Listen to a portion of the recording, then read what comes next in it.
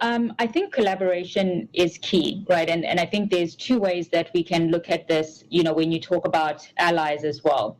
So the first, which I think is what you were referring to, is, Sophia said, it's a lonely journey. You need to build a support network, etc. And given that the numbers are so low of people, women building tech startups, it makes sense that you actually look continent-wide, or I would argue actually emerging markets-wide, right? Because if you look at kind of what's happening in emerging markets, an entrepreneur doing embedded finance in Brazil could have a lot to help and support you, right, when you're doing it in Nigeria, right? So there's definitely that, and I've been quite encouraged with seeing Women Working for Change is a network like that.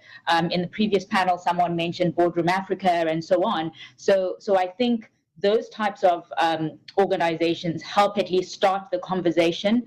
But let's be clear, you have to do the work, right? You have to actually reach out to someone and say, hey, can we have a coffee? And, like what I sometimes do is, when I show up, I'm in Cairo, I'm like, hey, I'm here. Can we meet? Can we talk? And that's something that you have to do as an entrepreneur, is actually have those conversations and build on them over time, not just when you have an emergency and you're like, I'm out of runway, what do you think I should do, right? So yes, those collaborations are important and we need to build them.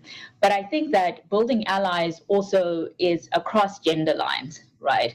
And I think, Miishe, you mentioned how, some of your male investors have said to you, hey, don't waste your time over there, etc. And, and I'm sure even people who are not necessarily investors yet, continue to give support who are men. And I think that that's something which, we need to continue to work on, because it can't, we're not trying to replicate this current system which doesn't work, right? If it's male dominated, we're not trying to have our own special ecosystem on the side here, right?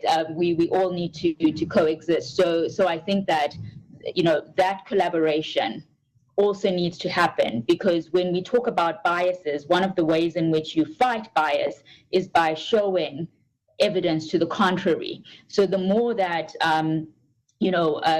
men are having different types of conversations with women entrepreneurs, the more that they will change some of their thinking, like, oh, so not all women are risk averse, or, oh, that's risk awareness, it's not being risk averse, and so on, right? So it has to happen both, across the female entrepreneurship network, but then also over the line across genders, I think.